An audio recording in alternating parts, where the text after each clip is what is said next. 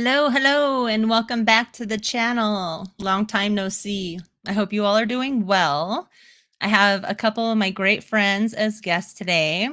Antonino, of course, and Alex Fox. So welcome back, guys. It's nice to see you. Thanks for joining me. Pretty soon it's gonna be Guy Fawkes Day, no? In the Oh UK. yeah, oh yeah, yeah. The 5th of November, and also the election, if it reaches next year, is on the 5th of November, 2024. The election in the U.S. Yes, it's also on the fifth. November 5th? Yes, it's on the fifth. Okay. That's Yes. the day when we turn our clocks fucking 1 hour behind. Same day? Ugh, worst day of the year, in my opinion. I thought they Yeah. were going to stop that here in the United States, but I guess we're too busy giving all our money away to different countries to Yeah, yeah. focus on There's time change. like up here where I am, we're waiting on Quebec and New York State because we're in the same time zone. But like you just said, they're too fucking busy. Like sending hundreds of millions of dollars to other nations while you guys like over there, I mean, need a lot of help. So whatever it is, what it is. That's why I don't really get into politics. I think they're all fucking full of shit, Mm-hmm. and it's just one big fucking bullshit chess Well, game. You know? Anton, you're in Canada, right? Yeah. There's a guy right now. What I heard, he's seems good compared to other the people there. He's called Pierre Lepure or something. You heard about him? I just encountered him yesterday. Um. They want to like paint him as Donald Trump, that he's Not following Donald Trump footsteps. He's a good not one. not Trudeau, right? No, no, hell no. Trudeau is shit. Oh, No, no. he is. Okay. Oh, I think I know who you're talking about. He's the Pierre. Yeah, yeah. I think he's the premier of Quebec. Um, Pierre Yeah. Lepure or something. Yeah, Lepure. yeah, I know. Yeah, yeah. He's the premier. See, up here, our premiers are the Canadian version of governors. Governors, they run states. Up here we're called not states but provinces. It's managed by what we call a premier. So that's the Canadian version of governor. Oh, okay. Yeah, Yeah. yeah. He's a Okay. premier of Quebec, which is the next Yeah. province next to Well, me. he's a good one. He's a good one. He's a good one. He's very good. He destroyed a reporter trying to frame him while he was eating an apple and staying calm. It was very cool. So Well, when you guys were talking about that, I pulled a couple cards from the Kipper deck, and I was basically like kind of just asking what the whole point of this is. There's no point. I mean, power, corruption. That's the point, really. But just so you see it with the cards here. So let me show you. I'm not used to this. Let me put this on. Okay, I'm going to put me on full screen for a second. Okay, so the first card I pulled was marriage reverse. So there was something happened between whatever nations, not really sure what nations. But their marriage reverse to me means there was a contract that was broken. A child, their baby, they're trying to protect something, their nation, they're trying to protect their treasure, they're trying to protect something. And they're going to start making friends. So I say they because I don't know what nations. I didn't ask specifically any nations. I just asked for an overall reading for what's going on right now. And courtship. So there's going to be nations that are going to start. Obviously, America loves to put their nose in all kinds of people's business. So I'm sure America is doing it as well. But there's going to be people that are going to be alliances with each other and courting each other so that they can, master something. And it's not, don't be fooled. So we have community in reverse. So this isn't for us. This is for them. This is for their own benefit. They don't give a shit about the community. They don't care about us, clearly. And they have no direction. The pathway is reversed. So their direction is they don't have one. They think it's for power, but they're just doing this maybe just because of power, you know? There's no real substance to what they're doing. They're just doing it because they can, which is really scary. Hi, Grumpy Stack, Elderberry. Hi, Chloe. Sorry, I didn't mean to interrupt you guys, but I just thought I'd say that. Well, according to the news and to the Israeli intelligence and Joe Biden, supposedly the rocket that hit the hospital parking lot was from Hamas, and it something like it malfunctioned supposedly. But then now I'm thinking, okay, is Joe Biden protecting Israel and say, let's bullshit everybody because we want to protect you because we know that the entire world will fucking go against you guys? I mean, with today's technology, there's a thing called morphing where you can actually morph a video. I mean, that's possible, but I don't know.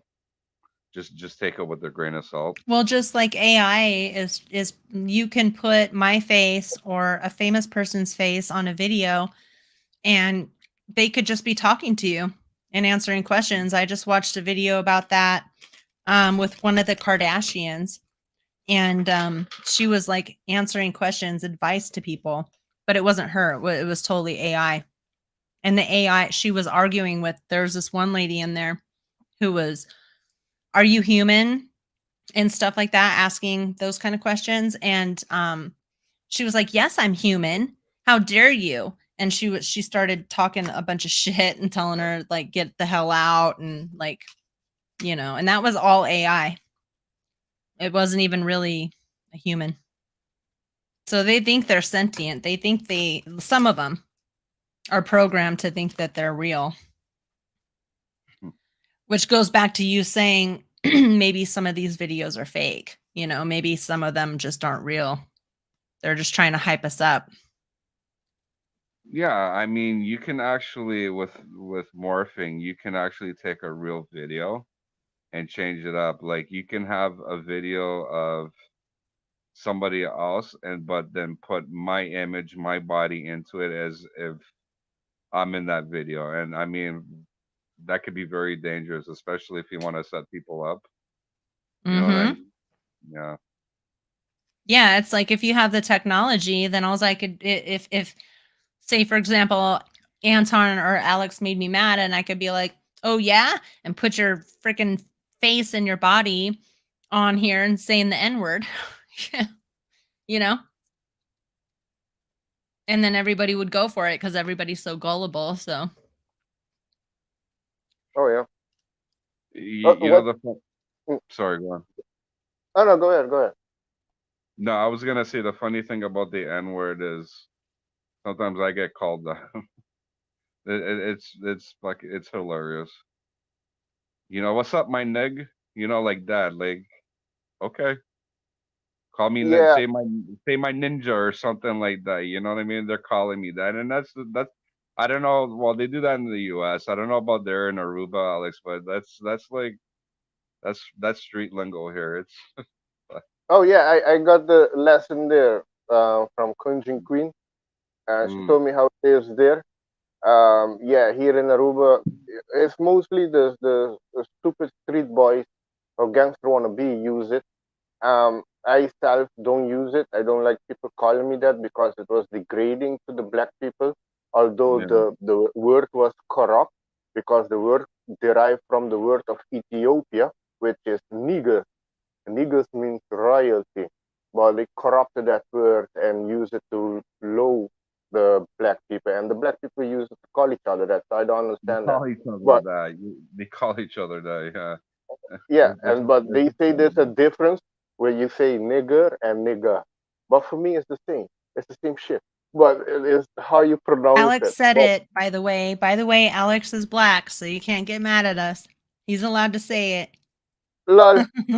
But I'm just giving an explanation of the word, you know. And yes, I am.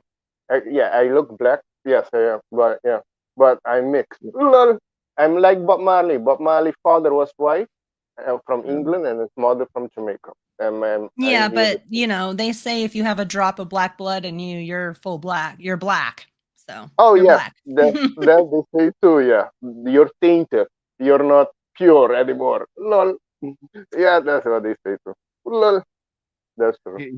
Here's what I've learned. Okay, if I approach a black man and I know him and he knows me and we're cool and I say, "What's up, my that?" That's okay. But if I approach someone that even if we know each other but we don't like each other, or just somebody random and I say, "Hey, N," that's different. You Yeah. see that? Oh You see what I mean? Anyways, change the no, subject.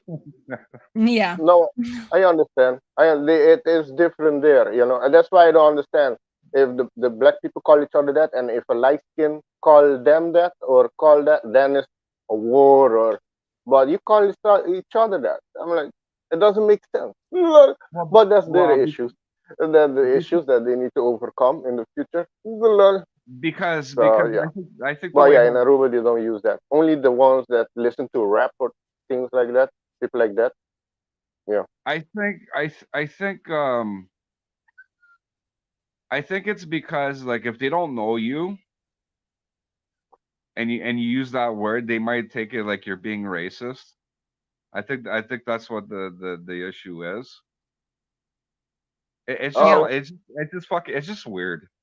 It's a it, double it, standard is what it is, but we It should is. probably move it is. along from this topic because I know a lot of people get offended with racist, not No, racist, but but racial no, conversations. So, no, but Yeah. we have to talk about it. I understand. I'm just going to say one thing. You have races in every race. In black, in the blacks against the blacks, whites against whites, Mexican against Mexican, Africans against Mexicans, Chinese against Chinese, or the Asian against. You have it everywhere, you know. But you don't let that pull you down, you know. Just brush it off your shoulder and continue moving forward, you know. right, That's it. because in the end, words are just words, even though there's a lot of meaning behind words. So, I think the thing is how you say it, the intention behind how you're saying it. You know, Yeah. some Yes. people like, there's a lot of Caucasian people that live in the hood or live around a bunch of Mexicans and black people and Tongans, Samoans, things like that. Not just in Yeah. the hood. I'm just speaking generalizations here, but um so sometimes like we're used to kind of being allowed to say stuff. And then if you all of a sudden find yourself in an environment where people don't understand where you were raised and who your friends are, they can take it the wrong way and they don't really understand that it's just a friendly gesture of saying, "Hey buddy," So it just depends Oh on how you say it, but who you're around. And it's just words, but in the end of the day, whatever. People are so soft these days that you can't say anything anymore without somebody getting mad. So, oh yeah. Yeah, now for example, if somebody called me that, I wouldn't be bothered. I would like, okay, you know, yeah, okay, yeah, doesn't tell, don't call me that, but okay, I Here's won't get here mad anymore. Yeah. here's something interesting. Let's move on from that. Oh yes, yeah. let's. So so so Alex has said quite a few times before about this energy coming in October, and Oh yeah. I've heard other people on YouTube and on TikTok saying the same thing. So my question to you, Alex, is this thing that's going on between Israel and Hamas, do you think it's caused by this energy that's going on?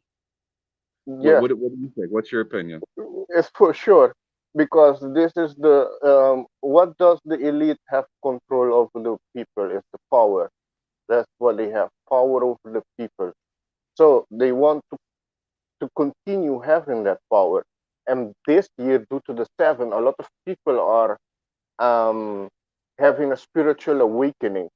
So, and there's too much information that what happened in Israel was an inside job. I just saw a rabbi came out and tell that, yeah, what happened was an inside job because all the military got word to don't interfere for a few hours, lay down, and they were getting warned from Egypt that the Palestine or Hamas are doing something. They ignore it.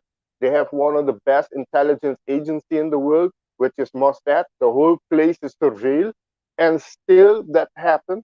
So they want the elite has It been wasn't an trying for. accident. No, it's not the elite there since it's not now. Since 2011, 12, they were trying to start World War III through President Assad of Syria, but it didn't go as their plan. They succeeded with Libya, and then they went to Syria, but they didn't succeed in Syria. So, Right. and also few days ago, Israel shoot rocket to Syria. So Israel is the main problem here that's wanting to start something in that area. How it's gonna go? I expect more things to happen, sadly. There, around that area, you have the tension between China and Taiwan, too, which a lot of people don't know about. China wanted to take over Taiwan, so you have tension there, too. And with the US, you have a lot, the borders are open. A lot of people are crossing over that are on the payroll of the military, like they're there to do something. So this month, due to this one being an 8th universal month, is a preview what's to come next year. You can say, Yeah, preview. yeah, it's a preview. And it's interesting how everything that's happened this month, it all started going down pretty much the beginning of the month.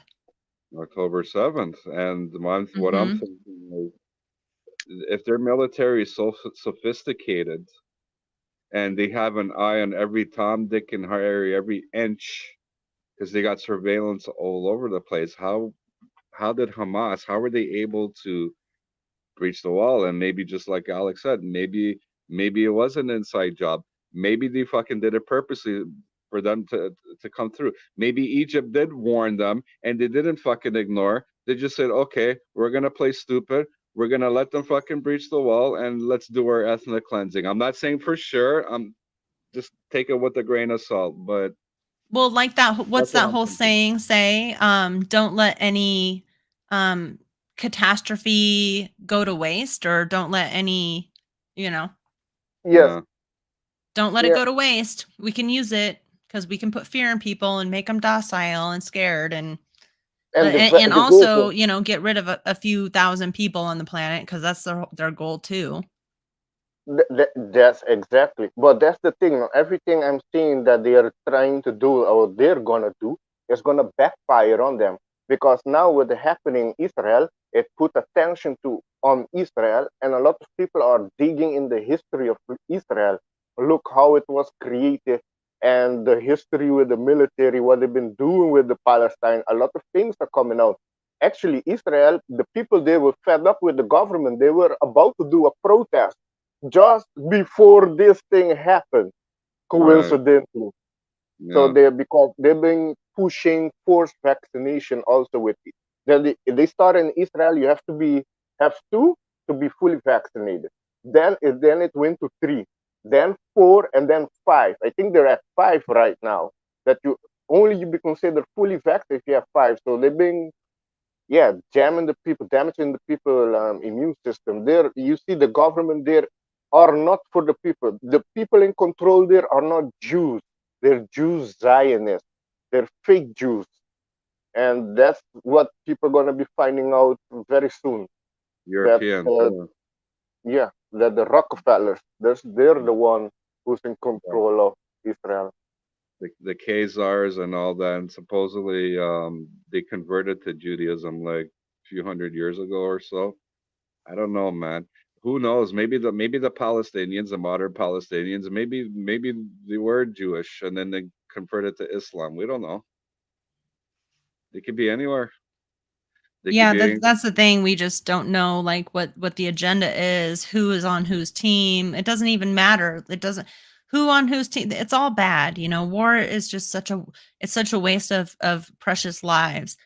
You have Oh, innocent men, innocent women, innocent children, innocent animals, innocent everything being destroyed because these people are such psychopaths and they don't know what it feels like to love. They only want hate.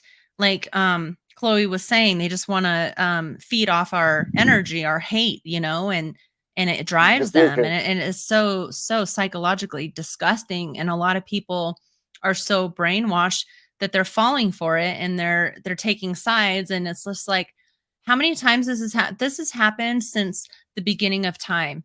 I mean, there ever going to be a line where we start to go, what the fuck? Like every single year there's a new war.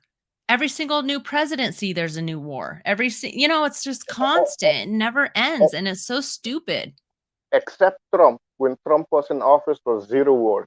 Well, of course, yeah. I was going to say that, but I was kind of on a roll. Well, But yeah, no, it's all Trump, good. there was no war. The economy was good when he was here. I'm not saying he's a good dude. He might be a total piece of shit. I don't know. But he was good for the country in the meantime. I stand by Trump since 2016. I took a lot of shit from it, but I think Trump is the best. Well, you have Jesse Ventura too, but he left the U.S. And you have the lady in Arizona. I forgot her name. Uh, she's also very good. She could be maybe vice president or even run as president. Damn, I forgot. Oh, Carrie Lake. Carrie Lake. She is very good, straightforward for the people. She called out everybody there in Arizona is being run by the cartels. She has very big balls to do that. Yeah, Carrie Lake. And you're right, Grumpy Stack is the Rothschilds who's running Israel. Yes, the Rothschilds, the fake Jews Zionists. Look, all the Palestinian people are asking for is to end the occupation because the West Bank and Gaza were given by the United Nations. What was it, according to the Balfour Declaration and the Geneva Convention and all that stuff? Yet, the occupants just keep pushing through the West Bank and building settlements, and they're like, "What the f?" You know what I mean? I mean, they have a right to defend themselves too, Well, but that's I understand. slaughtering kids and all that, that's no, that's for me, that's not the way to go. Just like, you know what, they need some mediation. Give them their sovereignty. Let them have their own government. Get out of the West Bank and just let them be. And if they want to, and if the other side in Gaza, if they want to continue to strike, well, then that's a different story. So I don't know how, I mean, obviously this is my tarot channel. So speaking about this stuff is definitely different for this channel. So just Yeah. bear with us because we are in this discussion. We're going to keep going with it. I did pull a couple cards. Okay. So I just wanted to kind of, I just went in it just saying, what is your message here? I just want to hear a message from all of this, because I feel like everything that's going on over there is trickling into America, Canada, all these other countries, right? This is going to affect the world. So, I hope not. Let's pray that doesn't happen, but anything's possible. It's happened before. So, but anyways, okay. Anton. Okay. Okay. I just blew some snot bubbles. There you go. Some entertainment there. So 9 of Cups. So what I'm thinking here is that I think so separate us from governments, okay? Because the governments are completely their own entity. They don't give a shit about us, okay? So we're just thinking of it on an individual, and like we're all family, we're all human beings. We all have blood running through our veins. Our hearts are pumping. We all have spirit. We're all here for a reason. And it's not because of government. Maybe it's because our energy needs to push that stuff and change it So maybe that's why we're here. There's a reason why we're here. 9 of Cups. Be individual. Have your own celebration with your own thought, your own mind, and stop following what governments are telling you. Oh, this is that. You need to pick a side. You know, black. You need to be on the black side. You need to be on the white side. You know, all the Mexicans are coming over the border and they're destroying. All of that stuff is government made. Okay, this is all separation. Do I understand government borders and all that, or borders of the United States and all that? Yes, of course. But I'm saying on an individual level, we have to think for ourselves and stop watching TV and stop going, I'm going to pick a side. Okay. You have to do things with compassion with the Queen of Cups. You have to own it. You have to own yourself and own what you want to see. You know, visualize things. Be sweet to your neighbors. Don't judge people because of the color of their skin. You know, be loving because they have a different color on their skin. Like, oh, you're different than me. I'm interested. Let's get to know each other's differences. Stuff like that, you know, become closer with your neighbor. Start creating things with your fire, because we all have the ability to manifest things. We have the Ace of Wands here. So we have the ability to take that wand in our hand and to put our magic into it and spread it out. If we all did it at the same time, could you imagine how quickly the world would change? You know, if you even look at the on 9/11 when the towers fell, if you looked at the Schumann resonance, it spiked huge. There's a reason. It's because we were all affected all around the world. We were all affected. There's a reason why it spikes. So could you imagine if we all were just staying in this loving energy? And even your worst enemy, now trust me, I need to take my own advice, but your worst enemy, that's a good test. How can I be, you know, assertive and let them know I'm not willing for you to treat me like shit, but also do it in a classy way and leave feeling good and like, okay, I got my point across, but I was still, you know, like once you start throwing daggers at people, that's when people will throw them back at you, and it's it's never ending. So how do you stop it? Hard work. Start working on yourselves. 8 of Pentacles. Start working on yourselves. Figure out how to grow plants. Pentacles isn't only money. It's foundation, you know. I have a couple other cards too, but I'm not going to read them because I want to let you guys keep talking, but No, go ahead. I just wanted to put that out there. No, go ahead. It's your channel. Pentacles, for anyone that doesn't know, it pertains to the physical. Yeah, so anything physical, your body, money, your house. Yeah. Yep. Cars, flowers, garden, anything that you can see, touch, and smell that's in this 3D reality is pretty much pentacles. Oftentimes it's money, but it doesn't always have to be. So hard work is going to have to be put into this. You know, we're going to have to learn a new way of living, not being so dependent on, you know, what other people tell us from the government, because everything they tell us has always led to chaos. Yeah, like when are we going to finally have enough?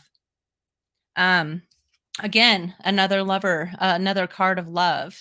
So we have the lovers, you know, love your neighbor.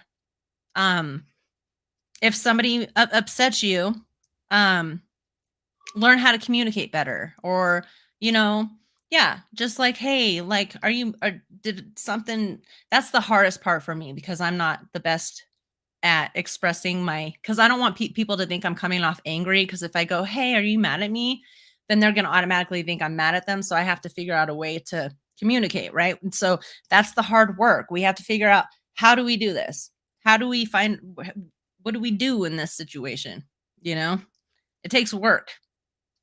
But love keeps coming in here, you know, compassion.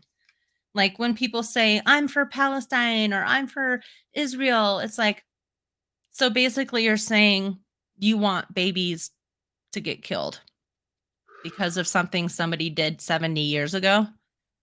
You know, it's just sick. Use your brains. Think about it. Analyze things. King of Swords. Analyze things. Learn, again, Learn how to communicate with people properly. Learn how to engage with people, but also diffuse situations. Because there's only a couple different words you can say to somebody that you're having spouts with is, I'm sorry, what can I do? How can we fix this? You know, there's certain things that diffuse the situation. You know, because as above, so below. There's wars going on over in different countries. Well, we all are fighting wars within ourselves as well. And, you know, as above, so below, as within, so without. Whatever we're feeling, we're going to see in the world. And it's a great example of the whole world right now and what's going on is because how we're feeling inside. You know, and why? Well, there's a hierarchy here that we've been brainwashed by, that we need to start to realize that and take a step back and start fixing it, you know? Mhm. But that's all I have. I don't want to keep going on that. Do you know what the name Hamas means? No. Chaos. Chaos. There you go.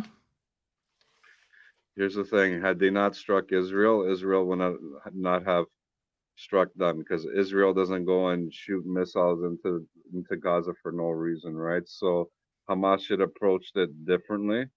They should have tried to reconnect with the Fatah movement, which is in control of the West Bank, the Palestinian Liberation Organization, and say, you know, let's band together and let's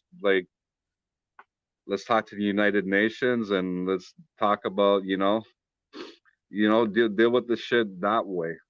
But as the as the meaning of the name suggests, there you go. You know, I don't think they're I don't think they're interested in peace talks, and they obviously have no regard for their fellow Palestinians, because they knew that the other side would strike back, and if they did, if had they if they actually gave a shit about their fellow citizens, they would not have done what they've done. No freaking way. So I Oh yeah. mean, but Because they knew exactly what was going to happen. And now they're exactly. doing a counter attack. And they're like, they did just as bad as what happened to them. Yeah. I mean, I think both sides are at fault. Like, the West Bank was given to the Palestinians by the United Nations. This is and the Palestinians have been asking for decades. Go back to pre 1967 borders, and then the other government there, they keep saying no, no, no, because we're fear of our safety and stuff like that, which I think is bullshit, because they are militarily, Israel is the most powerful nation in the entire Middle East. So what do you mean? What I'm thinking, and again, you can take this with a grain of salt. What I think is what I'm perceiving is just like, aside from being a total like apartheid system, I think it's just overall it's just ethnic cleansing. They want the entire place to themselves, just like what happened back in ancient times. I don't think I have to go into that one. If you guys know your ancient history of ancient Israel entering into the land of Canaan, it's the same shit.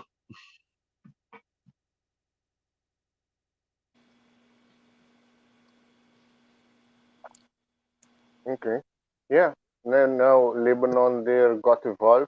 Interesting that the Hamas name means chaos, because that's what they want to cause. And you Yeah, had also that there was a shooter, I think yesterday or the day before, in Belgium, that shot killed two Swedish person there, and he was, what I understand, they linked him through ISIS. He's part of ISIS. So yeah, I can see. Yeah, sadly, there's going to be maybe more of that. But in the end, everything has to happen to bring everything down. Everything that's going to happen is going to be exposing them, and afterwards, yeah, I'm pretty sure they're going to try next year with the alien thing. I don't know if they're going to succeed. I heard that they have the um, um, Project Bluebeam on lock. That's not possible, but I know they have the real craft. So like the TR3B and the Aurora Jet. Those Mm. are the two ones I know, but they have few other ones. But yeah, just say in the meantime, um, yeah, just focus on self and don't let the negativity bring you down. And they want us to take part, like yeah, Palestine or Israel. Both of them is at fault. I don't see any good coming from you going to a Palestine-Israel protest. I think it's going to be much protest in the future, but Oh, um, for sure. yeah, but it's not. If it's that, I'm not going to be participating. I would suggest everybody keep away from those types of protests because it's going to bring, yeah, it's going to come to a conflict for sure. They're doing protesting here in Toronto in Oh front of yeah. the in front of the Israeli consulate. Yeah, Mm. it's all over the place. And I also blame it on the United States government, not the Americans in general, the United States government, because they got like the upper hand in the United Nations. They got the veto powers, and every time other nations speak against Israel, the United States government steps in and say, nope, nope, nope, veto, veto, veto, veto, and then nobody can do shit. Oh Just yeah. fucking give them what they want. Give them get out of the occupied shit.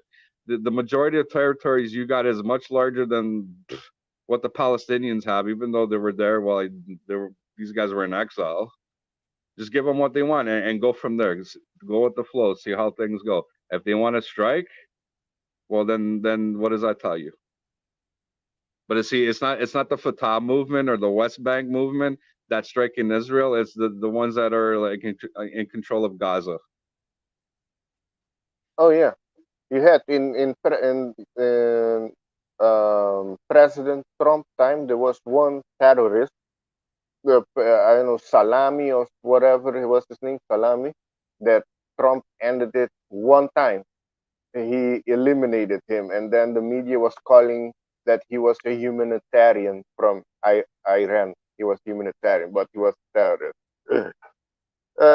Funny how the oh yeah, the news media is going down too because yeah, they're losing viewers too. Yeah, if ever you don't watch the news, don't watch the mainstream news then because there's pure lies and deceit.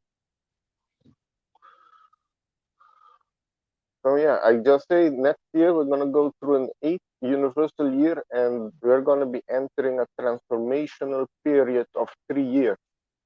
And the end of 3 years, the world is gonna be much different. But next year is gonna be the most important of the transitional years because 8 has to do with transformation and balance. And you see things on this planet is out of balance. So it's gonna come to a balance. In 1 year period, I tell you a lot is gonna happen in 1 year period.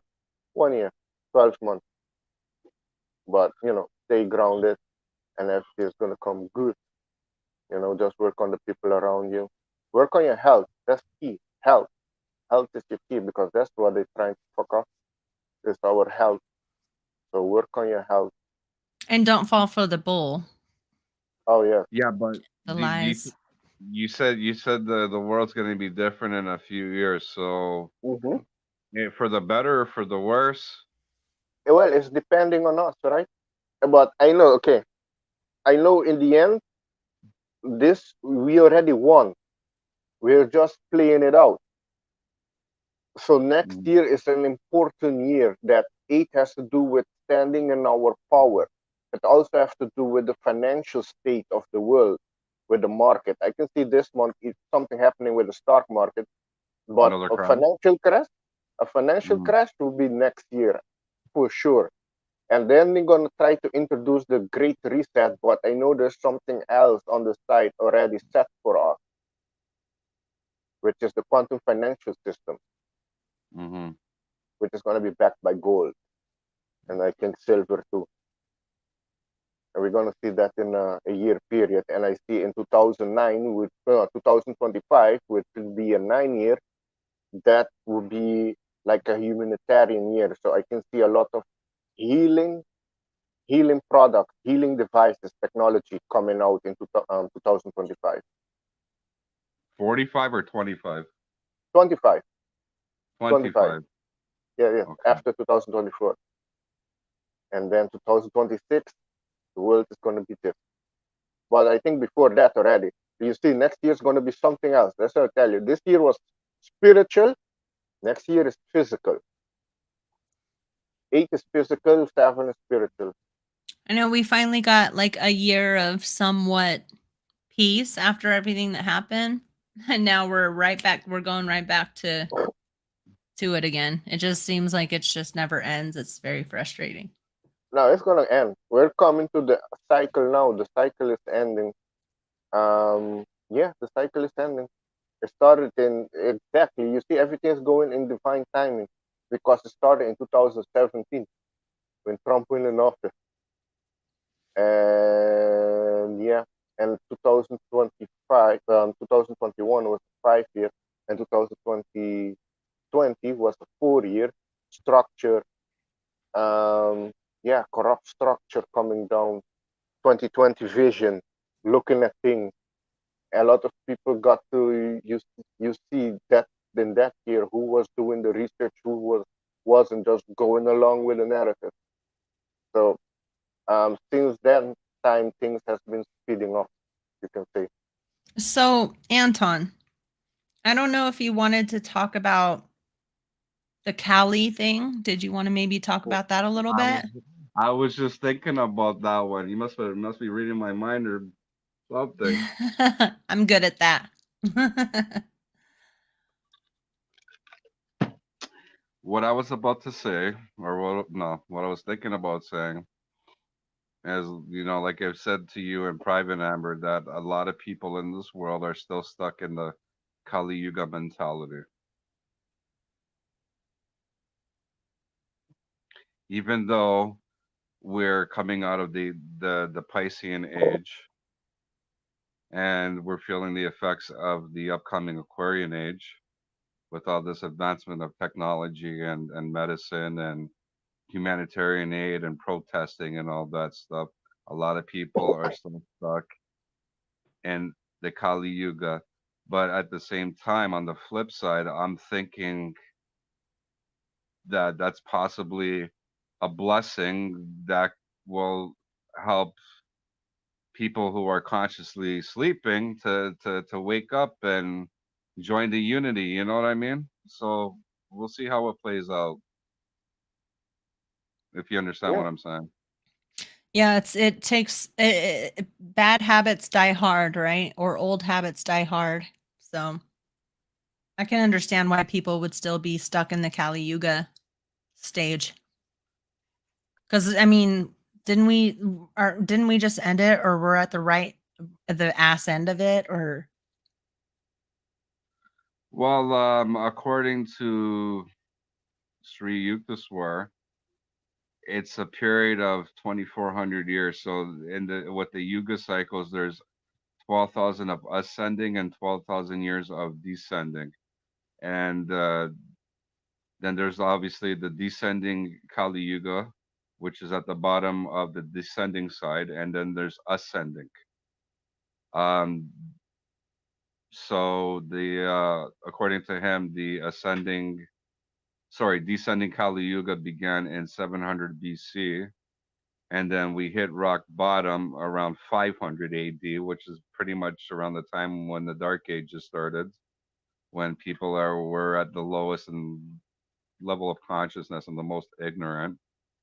And then from 500 until 17 something.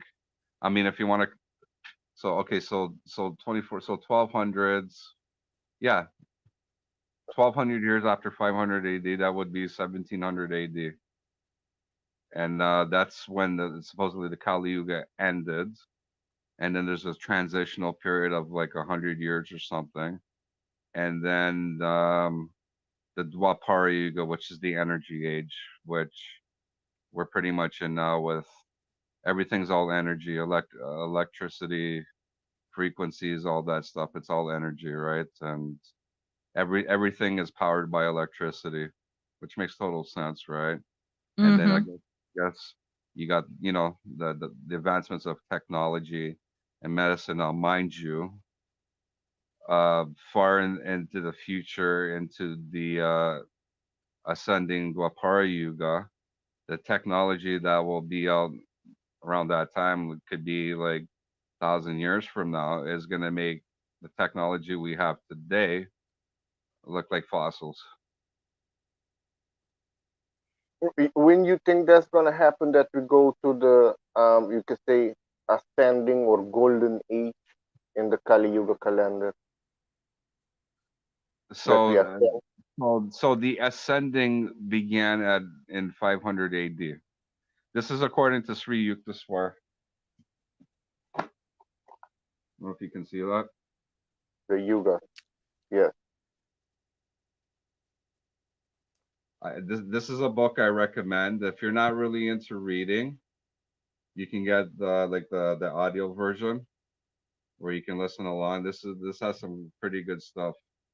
It's got all the information of all the yuga cycles and what goes on during each cycle during the ascending period and descending and all that. But according to this,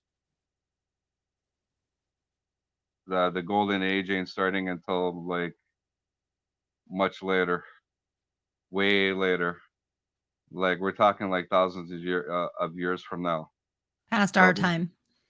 yeah, ahead of us. And then there's the Dwapara Yuga, and then the next one is Treta. That's called the mental age. This is according to the book when people will be able to communicate with each other telepathically. And then So after you. that, Mhm. telepathically, yeah, yeah. And then after that is the golden age when everything's supposed to be like fucking dandy. Mm-hmm. And it said that in the previous golden age, mankind was like in direct communion with God or the creator or source, that there was no need for religion at that time. Now, the difference between the bottom of the Yuga cycle and the top is the very bottom of the Yuga cycle, which happened in the year 500 AD. That's when people were at the lowest consciously, but then at the very top of the wheel, at very top of the Satya Yuga or the Golden Age, that's when mankind will be at the highest level of consciousness. And the Sanskrit word Satya, Satya, means truth. And right now, there ain't plenty of it. No, in fact, it's quite the opposite. They're trying to pretend like lies are true and truth is lies. So, And then it just continues, and then it goes back down again. It descends and then ascends and then descends and ascends. It's just the cycle repeats itself, unfortunately. But I guess it Okay. is what it is. There has to be balance, good and evil, up and down, right? In this realm, see, in the go 3D. ahead. No, in this realm, in the 3D. Yes, I understand. It's interesting the perspective of the yugas, and you said Mm. it will be into 1,000 years. I know Trina, I think, said it was going to be like the shift happening in 2040, which is also going to be an alignment around that time. But Mhm. I think it's going to be prior to that. With I think we're going to have like a time jump or something, and the shift is going to happen. I think in 2027, because that's an 11 years all about enlightenment. Mm. Because that's why they have the agenda 2030. They want to have us. They want to round everything off by 2025, so they get to their goal easily by 2030. But I heard last, due to the weakening happening, people waking up, they're gonna push it faster, their agenda, but they're not gonna succeed. So it's gonna be interesting this oncoming 3 years or 4 years. I can tell you, 4 years. Oh my God. Yeah, I just pulled some cards. we're Okay. living in interesting times. But yeah, go ahead. There's just a couple. So, you know, just I keep going back to like why, like what's gonna happen here. So we have thief. So we're definitely are being lied to or stolen from, right? Like we're literal slaves, you guys. Somebody's lying for sure. Yeah. If Community. if two Mhm. sides are saying two different things, somebody's lying. But yeah, go on. Yeah. Yeah, exactly. Someone lying All and right. trying to steal, and maybe both parties are lying. And they're just their community in their own community are stealing from us, from our community, Mhm. making us work our butts off with toil and labor. Yeah. Just, you know, like just working our asses off. And who's making us do it? The official person.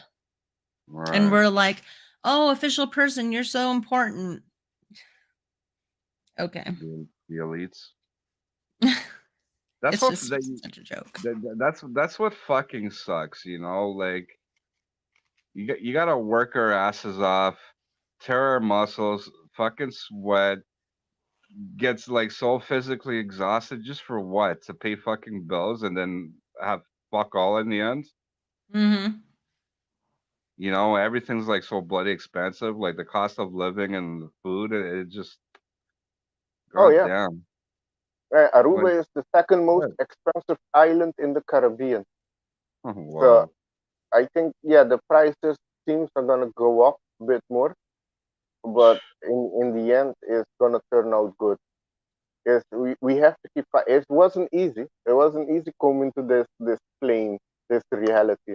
But we're here to experience something unique. We're gonna be ending the cabal control of thousands of years on this planet. I think it started since with Atlantis. Cabal? Yeah, I call them the cabal. Oh, Those, you're not talking about Kabbalism. Oh, CABAL? yeah, the Okay. cabal. Yeah, Yeah, yeah. the Some people get confused between the two. They sound the same, but they're spelled differently. Mm-hmm. oh yeah, I used to get confused with the two. I was like, aren't they the same? no, you have Yeah. cabal and Kabbalah. I think you're talking about Kabbalah, Kabbalah. Yeah. Kabbalah, I find Kabbalah very interesting.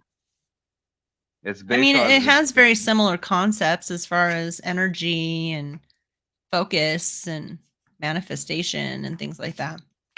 yeah, it's I call it Jewish mysticism, but there's a lot of like Hindu and Buddhist beliefs like incorporated into Mm-hmm. Kabbalism. That's why I find it very interesting. But out of all the isms, I'm still have a deep love and passion for the Hindu system and especially Hindu cosmology, which Yeah. I was thinking about talking about after.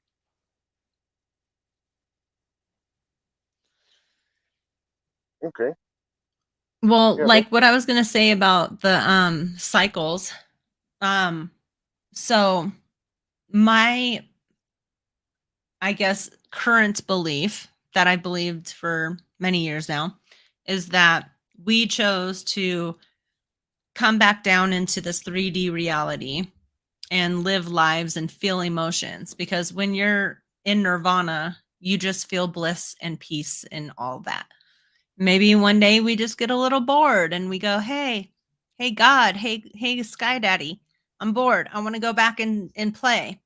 And Sky Daddy goes, you sure about that? Because you know you're going to get stuck in all these cycles. And you go, yeah, because I've been to here for like 10,000 years and I'm kind of, you know, bored. All right, well, here you go. And you go back down to this reality and then you get stuck in the cycle. And it's up to us whether, you know, maybe one life we're stuck in this drug addictive phase and homeless and all this stuff, and we're in despair, we could live a life like that, and then we can either choose to stay in that life before we die, or we can choose that I want to actually be clean and do better for myself, and when you die you move into a different level. So every time you make choices, when you die, that vibration that you die with is what you're going to be reincarnated into. So if I die right now and I'm really happy and successful, I most likely will be reincarnated into that same type of karma, you know. But if I decided that I wanted to murder somebody and I was spiteful and a horrible person, then I might either stay in that same cycle or move backwards a little bit. So it's not always like a forward motion on the wheel, and it's not always a backward motion. It really is up to you. And then once you really are ready, like you're at a level of just bliss, like ready to hit nirvana, like you're one of those people who is a teacher and who knows how to really connect. When you're ready to get out of this world, if you've made it through all of that shit, because you have to get through all the cycles once you're in it. So, once you get out up to the top, the golden age, once you're born in a timeline where it's the golden age and you pass that test and you're ready to hit nirvana again, then you'll hit it. But I could be wrong. Maybe you can hit nirvana and go straight to the golden age in this life, Oh See, yeah. I don't know if I'll, any of that made any sense. no, I'll explain something. There's a lot of Hindus, swamis, they're called, teachers or gurus. Sorry, that say that even though there are people that are still living in the Kali Yuga mentality, there are actually people that are living in the Satya Yuga.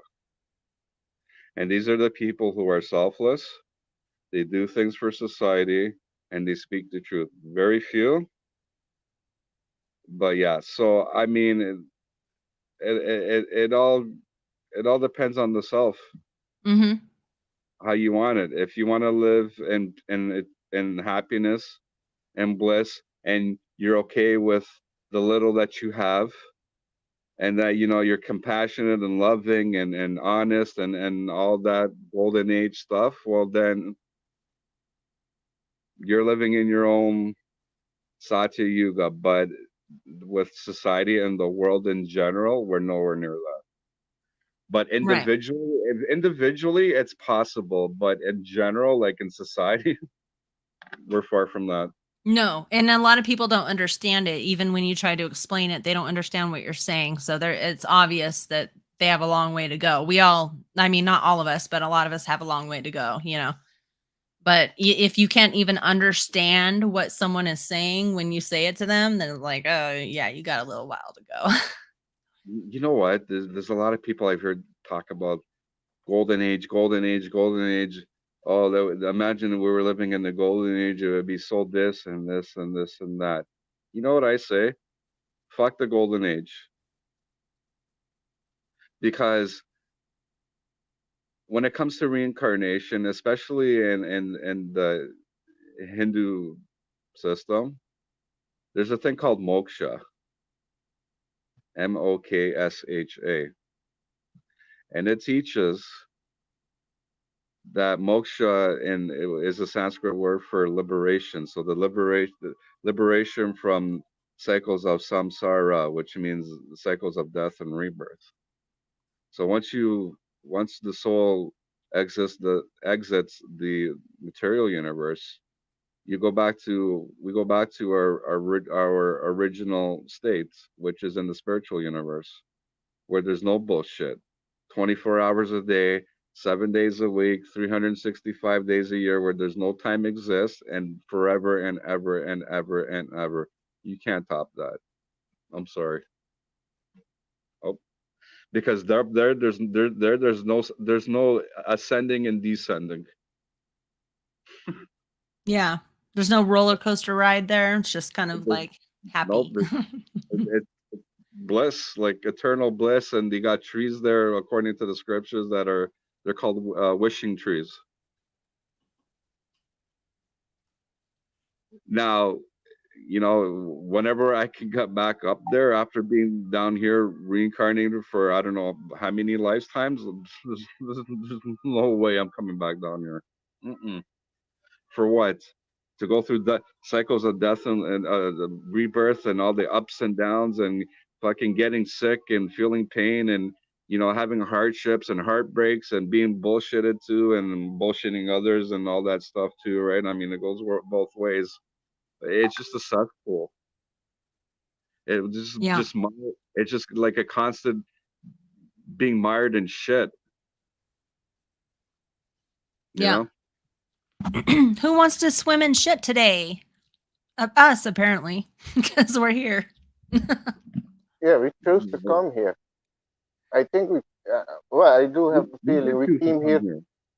Yeah, we came here for a transformation, to Yeah. experience the transformation that's gonna happen and on we this and we planet. messed up and we messed up and we messed up and we got involved, we got sold too into like material things, and then it gets to a point where when the soul smacks itself in the head and like, what was I thinking?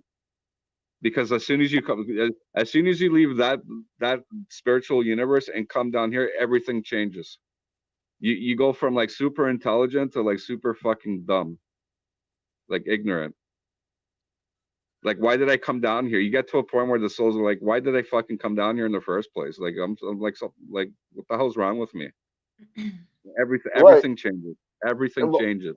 but that's the thing, what I understand. You see your life, how it's gonna go, the lessons you're gonna go through, everything, and you say, "Yeah, I want to go and experiencing it. I want to be part of it."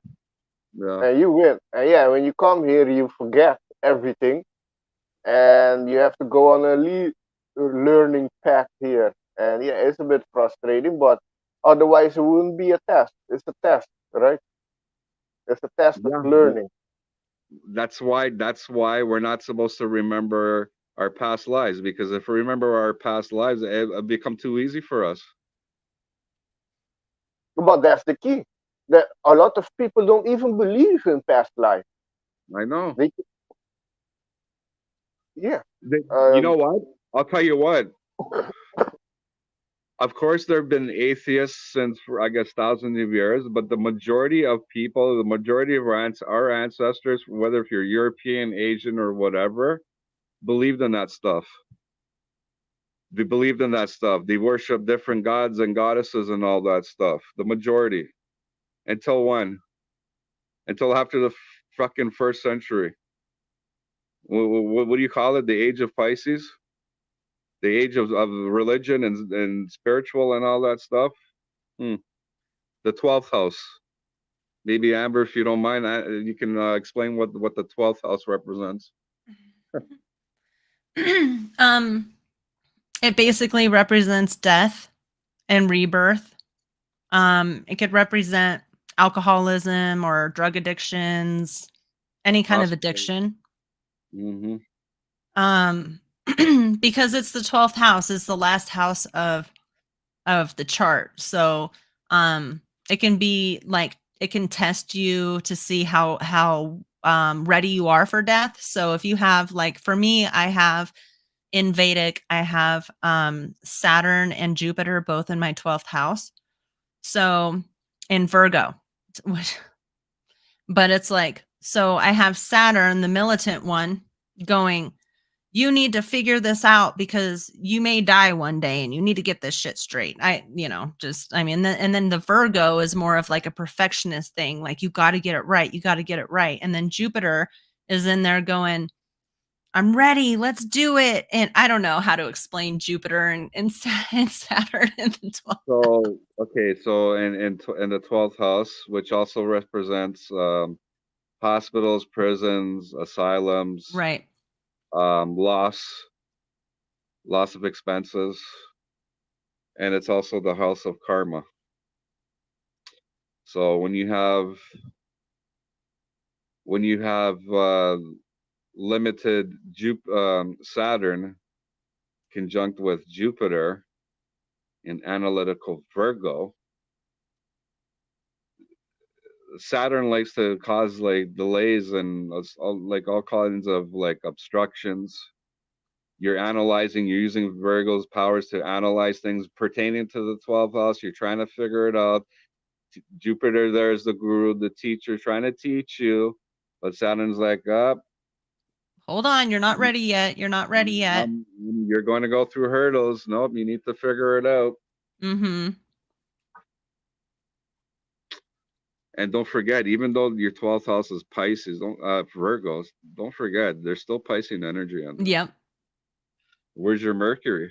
Which is probably like why I like to drink. Is I'm like, I just want to forget about this. Okay, so 12th house is also a house of escapism. Yeah. Now, I forgot, where's your Mercury? Mercury's in my 9th house. Okay, so you got the 12th house of spirituality, besides the other stuff that I mentioned, and then you got 9th house of religion, 9th house of Higher foreign learning. travel, higher learning, PhD, and guru. So 1, 2, 3, 4, 5. Yeah. So you got the ruler of the 12th house going into your 9th house. So if you count 12, 1, 2, 3, 4, 5, 6, 7, 8, 9, that's 10 houses. So you got 10 and 4. Yeah. So there's that connection there. And then Saturn's just K2 causing, is in 4. yeah. So it puts it all together. Yeah, Vedic is really interesting, especially when you like start listening to somebody that knows how to do it and they start counting, or like I like watching Anton when he does stuff like that because I learn, you know. And you know, like a lot of people don't believe in numerology, astrology, tarot, whatever. But when you start to see people do it, because with astrology, people always just go by the sun sign and they're like, well, not every Virgo is the same. And, you know, everything that Virgo means, some things Gemini has too. And it's like, well, first they have the same ruling planet, but also is there's different planets, different charts. Everybody has completely different charts. So See, the reason why not all Virgos are the same is because in each sign there are 30 degrees. So if your sun is like at the halfway point of Virgo, or at the end, or at the cusp, it's going to change, because the first 10 degrees of each sign is the most, what's the word I'm looking for? Significant. Then you get to are you talking about padas? Well, the padas too, but there's 0 to 10 degrees, 10 to 20, 20 to 30 degrees. So from 0 to 10 degrees of each sign is the most powerful part of that sign. Then you get to the midway point where it's so, and then you get towards the end where it's like, Almost like a cusp. yeah. And the set could be said with the rising signs. Like if your ascendant is like 2 degrees Virgo, and somebody else, you know, has the same ascendant, but they're at 20 degrees Virgo, their ascendant is 20 degrees Virgo. Well, then they're both Virgos, but one's more Virgo than the other. And then sometimes, say, like they're 20 degrees separate, just for example, in Virgo. Maybe your Virgo, so if you have 20 degrees later in Virgo, it could be in the 5th house. But if you have 20 degrees in the beginning of Virgo, it could be in the 4th house.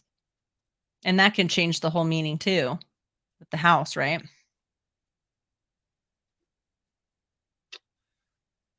Not the house, but the padas, because the padas can overlap.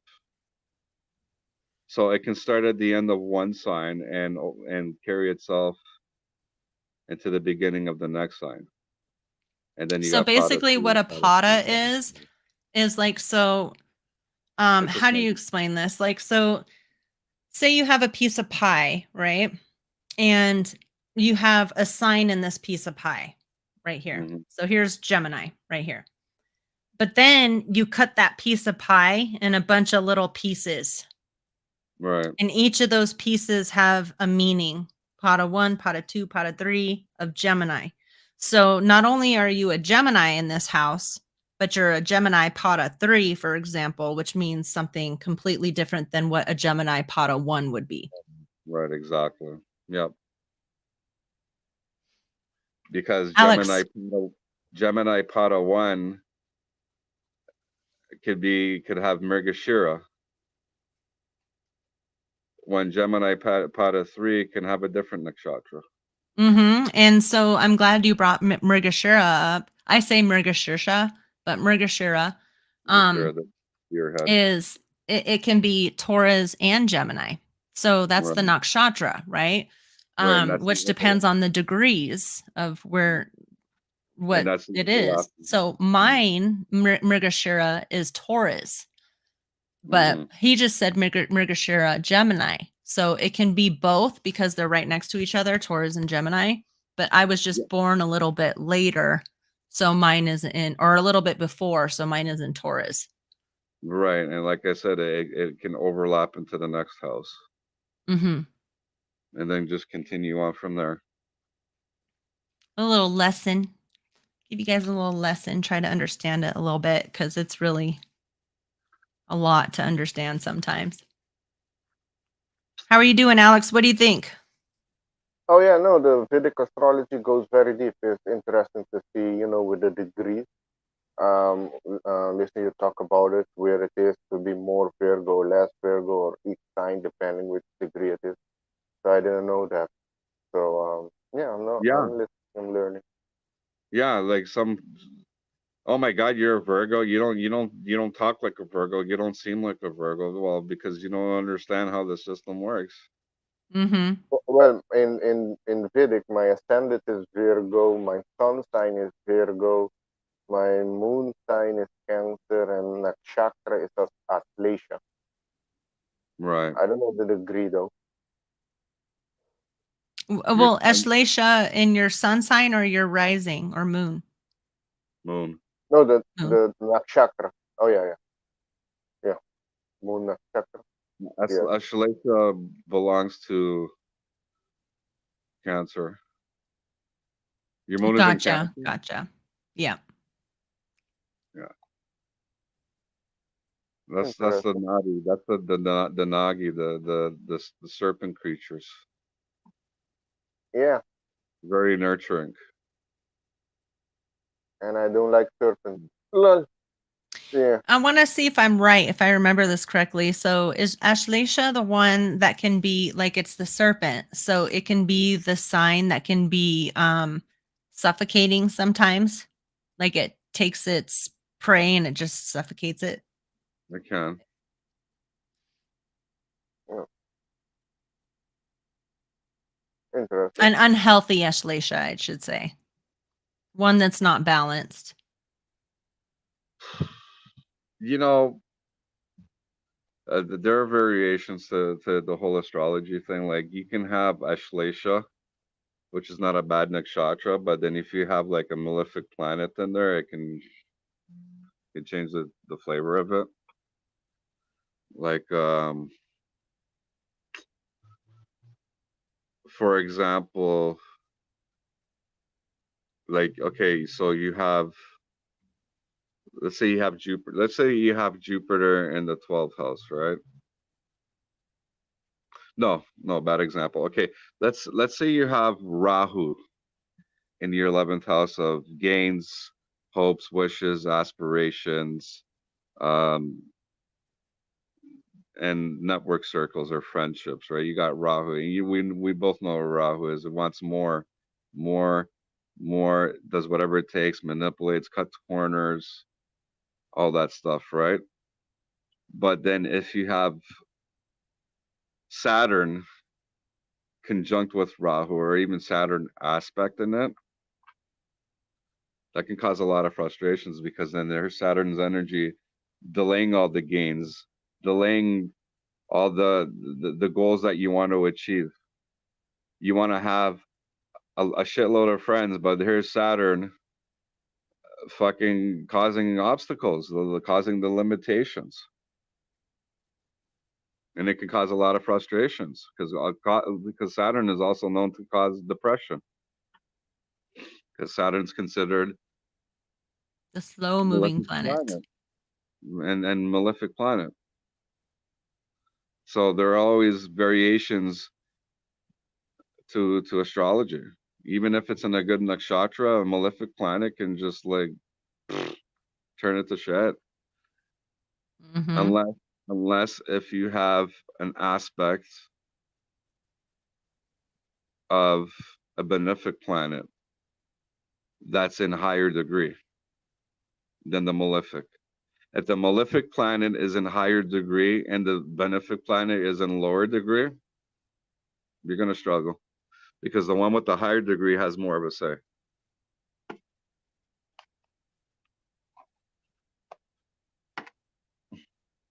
This is how complex Vedic astrology is, fellas.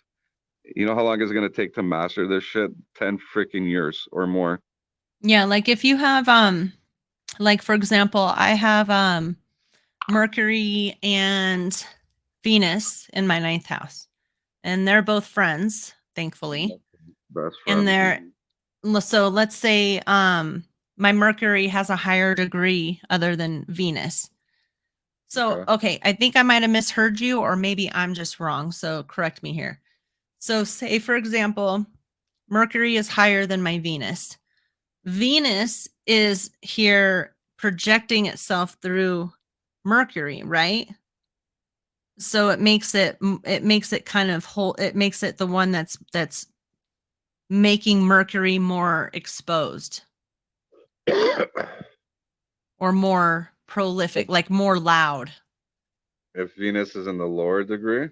Yeah, is it the higher degree that has more effect on the lower degree? Yes. Okay. So I'm thinking of combustion. Cuz the one combust, the one that's at a lower degree is the one, like, so say the sun is behind Mercury, then the sun is combusting Mercury because it's behind it, and it's going to make Mercury way more intense because the light shines through it and pushes it through. Yeah, combustion is when a planet is within 10 degrees of the sun on either side, either going towards the sun or if it's already crossed the sun. Okay. So that's a good, so it has to be within 10 degrees of each other. 11 degrees, 12 degrees, 13, 14, 15, 16, 17 degrees apart is not considered a combustion. It's a conjunction, but not a combustion. Now, if, for example, a sun is at 2 degrees Virgo, but Mercury's at 20 degrees, then that's not really a conjunction because they're 18 degrees apart, Okay. even though they're in the same house.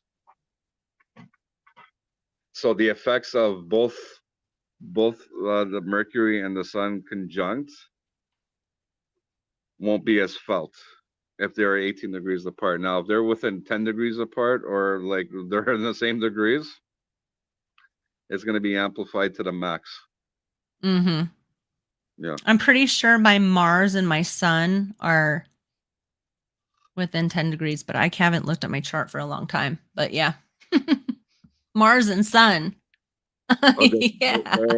Actually, Mars and Sun are friendly to each other because they're both considered fiery. Jupiter and Mars are friends. Jupiter and Sun are friends. The ones that hate each other the most, according to astrology, is Sun and Saturn or Jupiter and Saturn. Or Mercury and with Mars. Mercury with Mars, which I have on my chart conjunct in Good night, Virgo. Clo-Clo. That's another one. Say that again. Like I have Mercury conjunct with Mars in Virgo on my chart. Mm. Which one's at the higher degree? Mercury. That's a good thing, right? It is a good thing because being in Virgo, see, if it's at 15 degrees, Mercury is at 15 degrees Virgo, then that's the highest exaltation point. Mine's pretty close to it. So which makes Mercury exalted, which gives like high intelligence and like a. I mean, I don't mean to sound self-absorbed, but I'm just telling you like what the teaching is, the meaning of that is again like good analytical abilities and all that. Mm-hmm. And because my Mercury is exalted, using my analytical abilities, I was able to figure out how to make those two opposing energies coexist, because Mars is action oriented. Mars is fucking impulsive. Mars doesn't give a shit. He'll jump the gun, gung ho. But Mercury likes to calculate things before he makes a move. So there's a problem there. So the way how I was able to make these two planets coexist for me personally is by coming to the realization that I have to look at things from different vantage points and calculate things before I make any move. And I need to figure out, if I make this move or I make that move, is it going to be beneficial to me or is it going to be detrimental? Because oftentimes in the past, and you and Alex seen it like some years back, what calculate? I was fucking like, I was ready to go. Mars was full force. Yeah. And Mercury was going, hold on, wait. But guess what? I entered my Mercury Dasha a couple of years ago. So that's compared to 6, 7 years ago. That's good. That's That was good. that was before my Mercury Dasha. I Mercury can't remember Dasha. what dasha I'm going into. Sorry, Alex. Oh no, just one thing. You mentioned that last time you looked at my chart, you said that I'd be entering the Sun Dasha in March, ending of March, right when the crossing is gonna happen on 8th of April, around that. I'll be entering my Sun Dasha. Yeah, I'll have to look at your chart again. It's been a while. But the Sun Dasha, what that does, a wind, is it a cycle that you enter your Sun Dasha? Does it? It So takes a so long these time. so these dashas are Mahadasha, they're called in full. They're considered planetary periods. And they all have different like lengths of time. Like Saturn period is 19 years, Venus is 20-year period, Sun is several years, Moon is several years, and so on and so forth. So these are planetary periods. So if you have your Sun in your ninth house and you enter your Sun Dasha, then that's a good period for you to study, higher learning, foreign travel, raising yourself to a higher consciousness or a higher vibration and stuff like that. And you got to understand that all of our dasha periods that we go from birth until death are the result of our karmas. So that's why, as human beings, I don't care how fucking rich and powerful you are, everybody goes through their ups and downs. Our ups are a result of our good karmas, and our downs are a result of our bad karmas or bad deeds. Now, there are three types of karmas.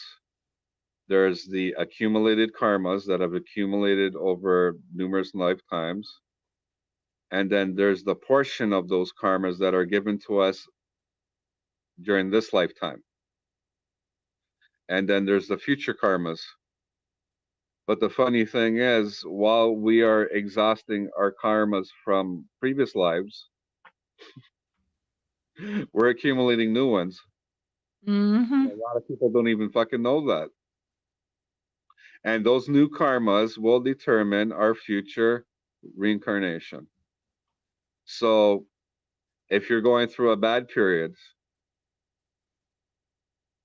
what are you going to do? How are you going to deal with it? Are you going to do some bad shit and then have to pay for it later on, even though you're going to go through some bullshit in this life too, as a result of your consequences? Are you going to make the same mistakes that you did in a previous life when the same shit happened? Or are you going to make better choices? Yeah, that's when the self-reflection come in. Right.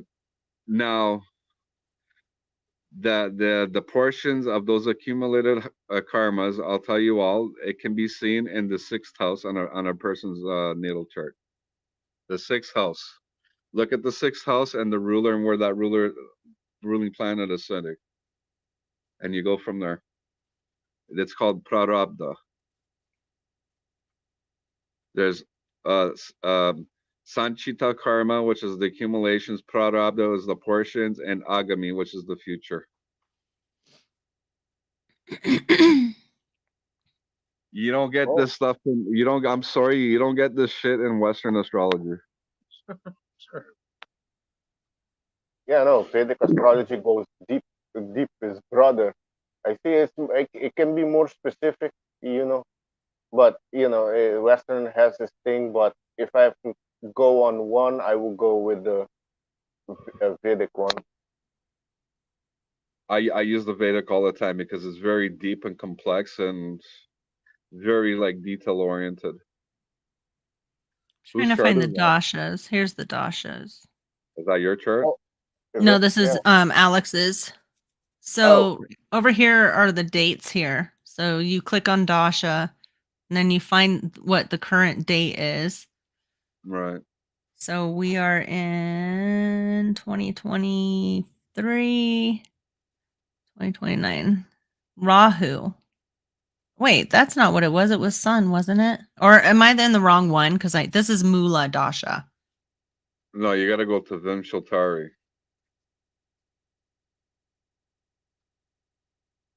See, this is what gets kind of crazy. It's like, wait, hold on. I can't really see it because it's very small. Oh, it is. All right. I'm not even Yeah, gonna bother then. But my yeah, phone. there's so much to it. That's why it's This is- cool to know somebody who knows how to do. Okay, no. Up there where the arrows are, go to Vimshaltari. That's the main dasha table or chart.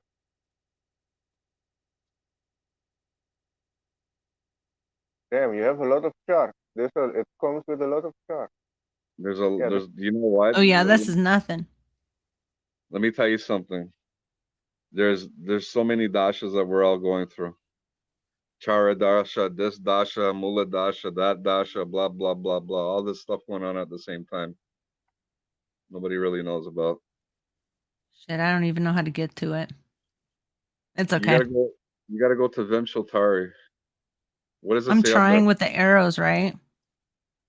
What's it say on the top there? Mula Dasha. Okay, you gotta look for Vimshaltari. It just keeps giving me Mula. Nope. Okay, that's Oh well. weird. That's okay. Not a problem. It's already been almost an hour and a half anyway, so we can wrap it up anyway. You're But looking yeah, at this is kind of an idea of Mula. No, go the other arrow. The other side. On the left. this one next to data.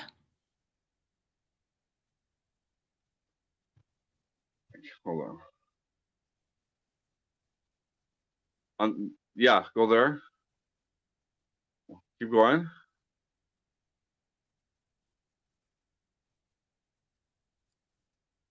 Okay, that's weird.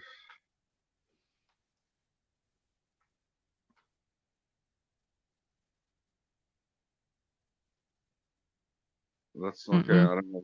I don't know what's going on there. I mean, it should switch.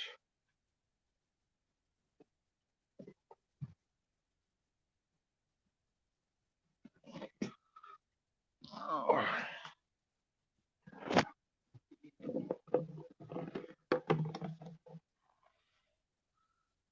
Rahu, Saturn on the Dasha. Okay, that's weird. These are all different dasha. It's crazy. Yeah, those are antardashas are sub periods during the major dasha period. Yeah, it's fine. I don't even want to stress on it. But yeah, this is why it's cool to have somebody that knows what they're talking about. the Explain thing goes things deep. because, yeah, it's a lot. Hold on. Hold on. Let me open mine.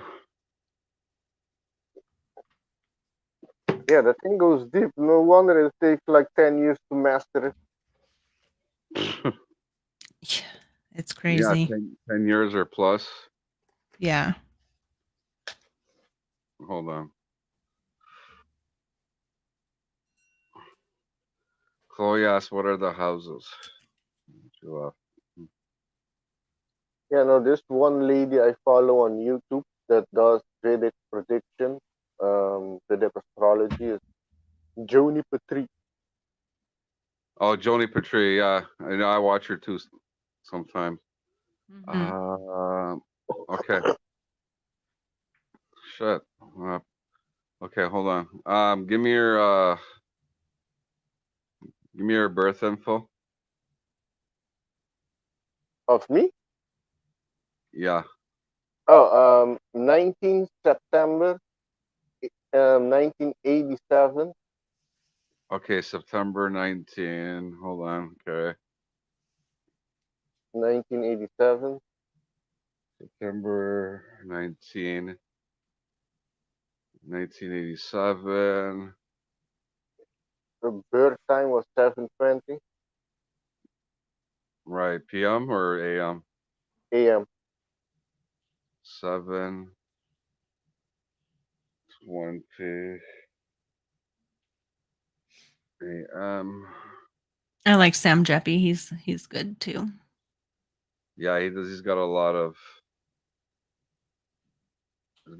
content there, man. He's pretty Mhm. good. Sam Jeppy? Sam Sam Jeppy, yeah. Jeppy. I never heard of him.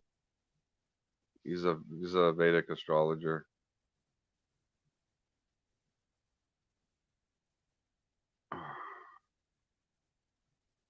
I think I've watched Camilla Sutton before. That name's Okay. familiar. I've watched a lot of Vedic. You were born in Netherlands, right? No, Aruba. Oh, Aruba. Oh, Aruba, Orion Star, Orange State, okay, the capital. Aruba.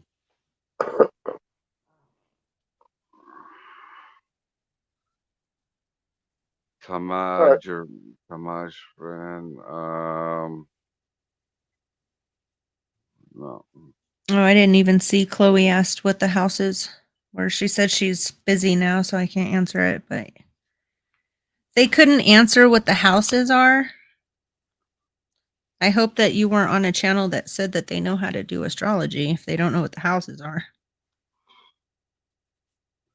I see in the group also into Vedic. That's cool. Yeah, Vedic is interesting. Maybe in the future you can just do a person, of the chat, do their Vedic, give them a preview of it, see what you can get out of it, do a show on it. That's an idea.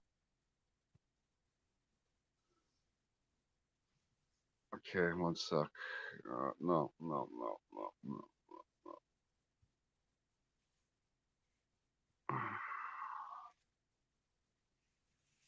I think you had KRS-One too. Yeah, he from India, Indian guy. I think he lives in the US. He studied It's in not New a Orleans. He's But good. um Okay. Sorry. oh, I was just gonna say you've already done a long ass reading for Alex, so I don't know if it's really necessary, but No, no, no. I'm just wondering. Let's. No, I got. Okay, I got us chart here. So, your Sun Dasha begins on the 16th of February, coming up, 16? 2020, 16th of February, 2024, Oh yeah, I remember that now. and it ends on the 16th of February, 2030. So for 6 years, and your Sun is in your ascendant. So you got 4 planets in the ascendant. It's a stellium. So your Mercury is exalted too. That's why you're so intelligent. And Chitra. Yeah, you got four. You got yeah. You can see you got Sun, Mercury, K2, and Venus. So K2 in your ascendant, it makes you detached from yourself. Makes you selfless, That's not selfish. interesting. I was told that because my Rahu is in my ascendant, and I always thought that a K2 in ascendant and a Rahu other person in ascendant is like they don't get along, but me and Alex get along. So Mm, okay. Your Rahu's in your ascendant, right? Uh, Well, oh no, I always you know what? Never mind. I always think that because mine's Swati. So I always think Rahu Swati, and I always forget. No, my Rahu's not in my ascendant. My bad. well, let's see right here. My Rahu's in my 10th house. Yeah, your Rahu's in Cancer. Yep. Your K, no. Yeah, see, when your K2's in your ascendant, it makes you selfless. Like you're not fully yourself, and then with Rahu in the 7th house, it makes you like you want to reach to people, like on a spiritual level.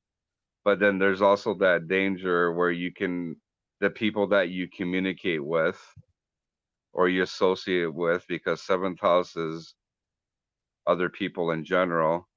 There could be some deception there, like hidden enemies.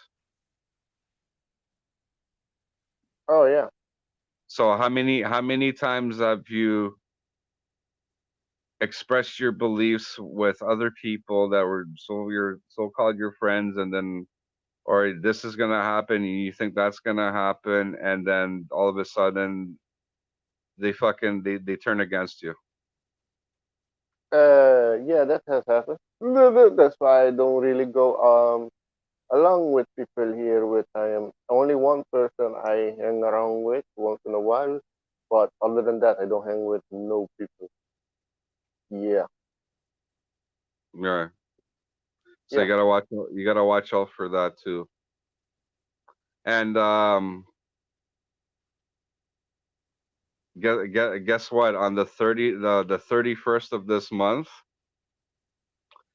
K2 is going to enter Virgo, and Rahu is going to enter Pisces. So in your case, it's going to enter your Ketu is going to enter your ascendant, and Rahu is going to enter your 7th house, and it's going to last for a year and a half. So whatever you're planning, I guess you're planning something big pertaining to 12th house, like spirituality and stuff out of this world. I'm planning big. Yes, Right I'm still working on it. I there, haven't you give go. up. Yeah, he's There been you go. talking about that. Yeah, interesting. So it's a good energy coming after a long period, and I felt it. This is just confirmation. Yeah, I Right, know there's something's gonna happen in this world. Something's gonna happen. But everything divine. But on myself, I concentrate on my personal level. I know I'm gonna bring something to this reality, manifest. So that's gonna change. Something I've been working on. right, but like be careful, because then there's the hidden enemies, because that's Pisces, that's 12th house energy going into your 7th of other people, partnerships, marriage. Don't get into it. Don't get into business with anybody during this period. Because you said Rahu's heading into the 7th too. So it's like extra. So there might be like a little extra of deception going on, There right? can be.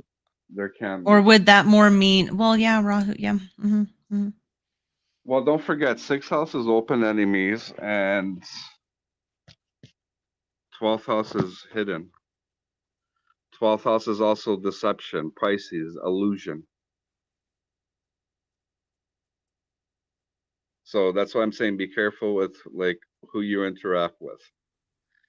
Oh yeah, In person and online too.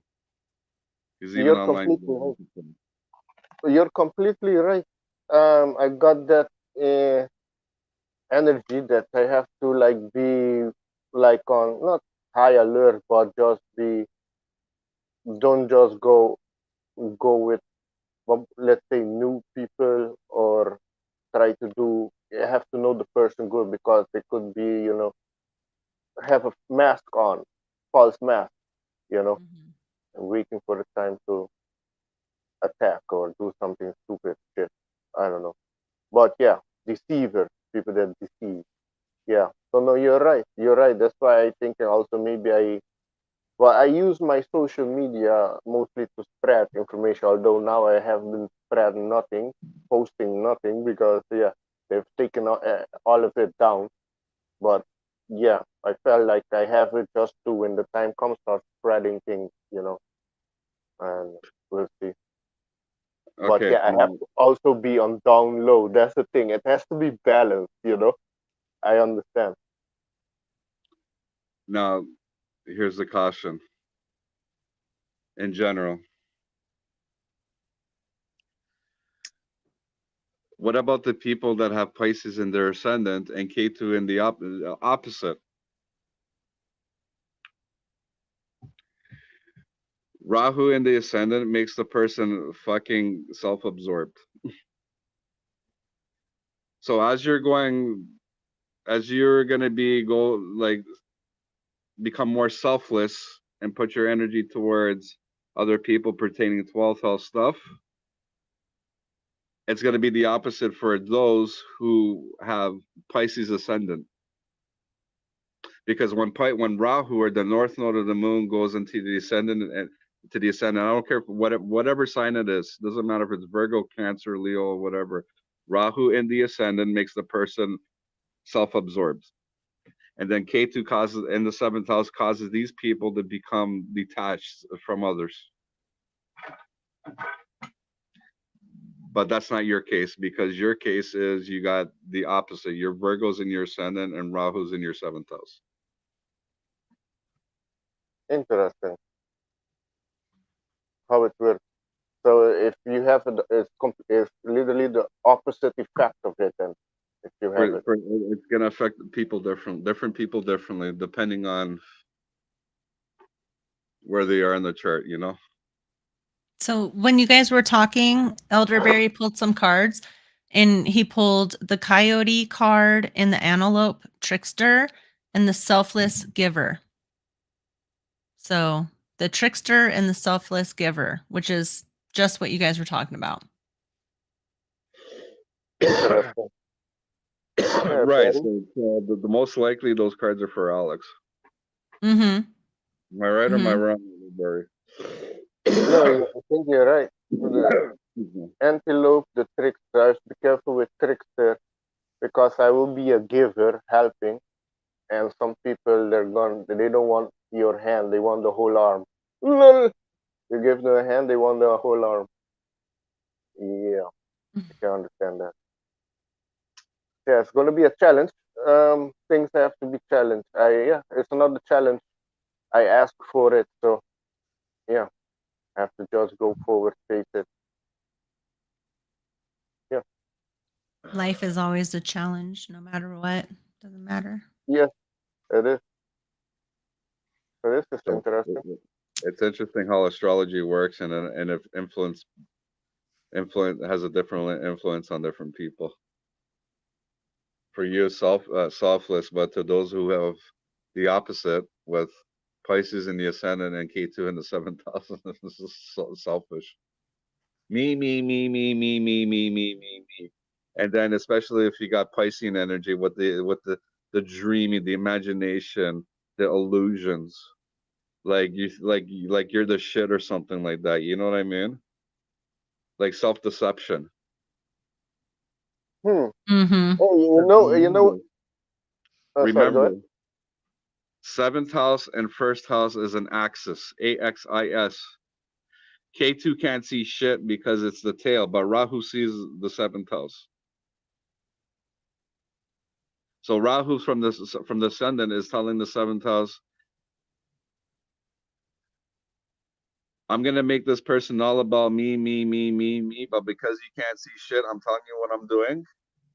And because of me, this person's gonna become detached from other people. So I do my thing and you do your thing down there. Yeah. Have you ever thought, Anton and Amber, to do like celebrity Vedic chart? Just I see. don't know. Me personally, I'm not into that because they're on the fucking news all the time. So what's there to know? Yeah. Well, maybe the good I've one. Oh, sorry, Amber. I've watched a few of them, which is entertaining, but No. yeah. You know who's into that? Claire Nakti. I don't know if you know. She's like big on the Nagas. She's great. Claire Nakti. She does a lot of uh, celebrity and sexual astrology and all that stuff. She's into that. I'm not into that. Like, let's tell people what they don't know. Hmm. Or Yeah, Yeah. okay. Charlie Sheen, is a drug addict and blah blah blah. We've known that for fucking years. Oh yeah, You know what I mean? So like, I don't bother.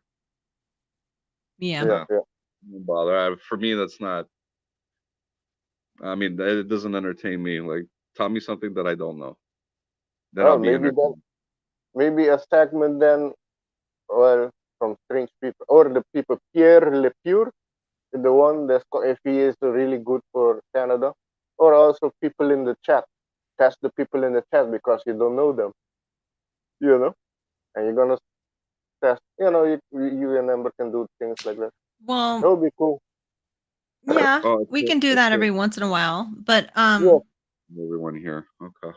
All right. It's Anton, worth do it. you have like an email or anywhere that I mean, are you even interested in doing readings for people at a cost, or do you not do that right now, or If they want to contact me, they can contact me. Just Crixus, CRIXUS1, like numerical, at ymail.com. hold on. Or look CRIXUS XUS1, numerical, at ymail.com. Or they can find me on Facebook. Just Antonino and my last name, Gassira. And I got a couple of Facebook accounts. The one with the beard, that's my current one. The other ones were fucking hacked. Unfortunately, I can't get into those. What was the second one? Oops, I My even last put name. that wrong. I put Yamalo. No, YMAIL You dot want to put com. it in?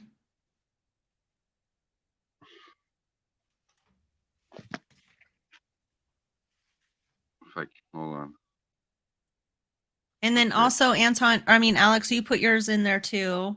And then if anybody's interested in getting a numerology reading or a Vedic reading, just contact them. All If you can't find the message, you guys can both put your emails or your information in the comments below. And then if somebody is interested and they can't figure out how to get a hold of you guys, then he accidentally bounced out. Then just contact me and I can get a hold of them. Private Yeah. chat. Here we go. I put it in the wrong one. I can't copy and paste it. Okay, crix this one at ymail.com.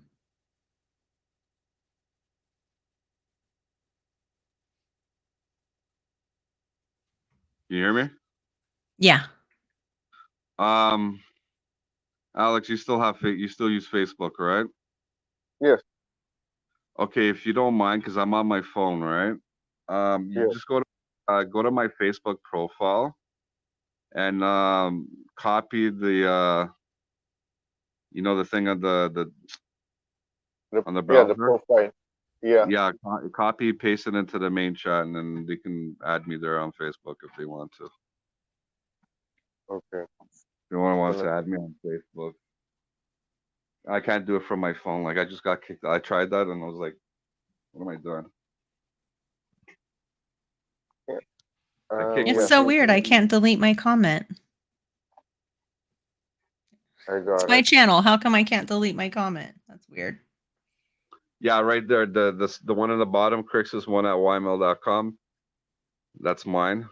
And then he can put my Facebook on there. And I just put it in. Anton G7629. yeah, he's put it in the main chat there. And then yours if you want to, or whatever. Ah, no, I just put my, yeah, I can put my Facebook too. I use it for communication. Mm. Yeah, I put my Facebook in. It's just my name and my last name. Oh, let me see. All right. Yeah. Yeah. So if anyone's interested and you feel like you want to learn about yourselves, then give them a little ring-a-ling. Lol. I wanna share this. I'm so deep into like Hindu cosmology. I want to explain this. So we're in the material universe, and within the material universe, there are 14 realms or planetary systems. So seven above, seven below. We're at the top and at the starting point of the lower realms. So if you think things are bad in this world and society, It's go worse down to somewhere else. it's worse the lower you go. We can reincarnate there and stay there for a time. The lower you go, the worse it gets until you get to the very bottom, which is called the hellish planets. That's where the worst of the worst go. Then you got this one planetary system down where it's controlled by serpent like creatures. Now imagine walking around and getting fucking attacked by these serpent like creatures all the time. And the point of to go through all this fucking torture is for the soul to wake up and say, shit, I better wake up consciously. I better smarten up so I don't have to endure all this bullshit again. And then you reincarnate back up into here because here is what stands between heaven and hell. This is our stage, this is our platform, and from here we decide if we're gonna go up or we're gonna go down. So going down is more like a wake up call for us. Like, I don't want to go back down there. I better get my shit together. And also, the higher realms and the lower realms pertain to the level of consciousness. So the further you go up in the higher realms in this material universe, the higher your level of consciousness goes, right until you get to the very top of the universe, which is called Satyaloka, where where Brahma is. And then above that, you got the firmament, you got the heavenly ocean, the spiritual ocean. You cross through there, nothing physical can cross through there, only the soul. And then you got the spiritual universe.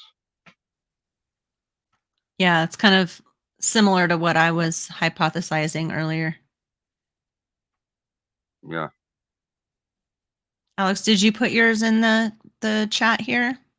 Oh, yes, I did. 'Cause I don't see it.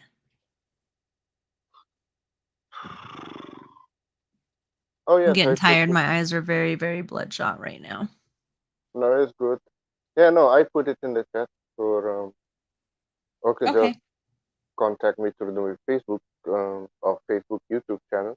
Yeah, and Or like I said, if you guys want to contact them and you can't figure it out, just send me a message, in the comment section, or amberdontero@protonmail.com, things like that, and we can get you guys hooked up. But yeah, I think that we're done. That was a good show. A lot of information. 114 minutes.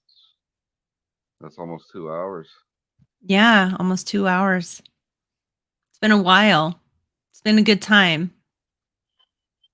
I like to come back, and I know Alex is into other dimensional stuff. I'm into that stuff too. Maybe we can talk about the multiverse theory, and I find that very, very fascinating because there could be other universes out there. We could have existed in any of those universes, and then who knows? Maybe after we pass, we might reincarnate into one of those other universes and deal with the karmas from there. Mm-hmm. Absolutely. I'm into That's that stuff too. that's one. And another thing about reincarnation is just because someone has it good in this life because of their good deeds, when they reincarnate, it could be a different fucking situation because maybe there's some bad deeds that they need to face too in the next life. So Mm-hmm. be mindful of that. That's why it's important for us to do our best in this life so that when we die and we reincarnate, if we reincarnate, we'll go somewhere that we're more spiritually prepared to handle. Even if it Well, might be tougher for us, we'll be more ready spiritually. well, the main reason why we continue to reincarnate is because of desires. And all of our choices that we make, good choices or bad choices, are based on desires. You want to go punch somebody out and blow up a bank? That's a desire. When the soul reaches to a point where it's had enough of all this mundane bullshit, then we start the process of liberation. And that could take a few lifetimes after that. I mean, it depends.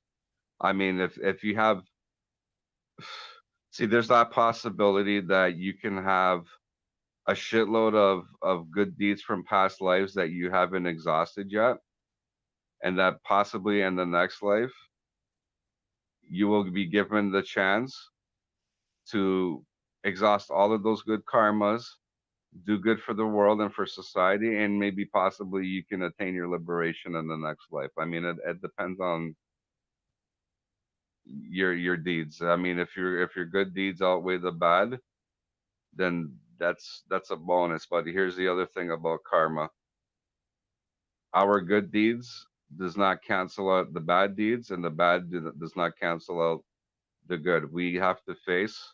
We get what is due, good and bad. There's no buying. There's nothing. There's no fucking bargaining. Can't reason with it or anything like that. You have to go through it. It's unavoidable. Mm-hmm. So the good deeds do not outweigh the bad. Remember Right. that. So you can't go and molest a kid and then become a perfect human being later on in life and expect not to get karma for that. Pretty much. Unless if the people that you have wronged forgive you. They forgive you and you wholeheartedly say, I'm sorry for what I did, and you make amends, then guess what? That karma gets canceled. Remember that one too. Mm, interesting. Like that. It's possible. It's fucking possible. I've been in situations where I've had enemies and then later on we became friends. Mm-hmm. Mm. It Canceled. happens. Yep. All right. I think we're Oh, done. oh So yeah, yeah, you we need will to. do a show on M theory. That's what it's called. We can even bring in some string theory in there and talk about physics and all that kind of stuff too, and just kind of intertwine spirituality with in that topic as well. I love that topic. The So that'd multiverse. be fun. Yeah, Yeah. I mean, I can go into the whole like Hindu cosmology besides the realms. Yeah. There's so many different possibilities. Mhm.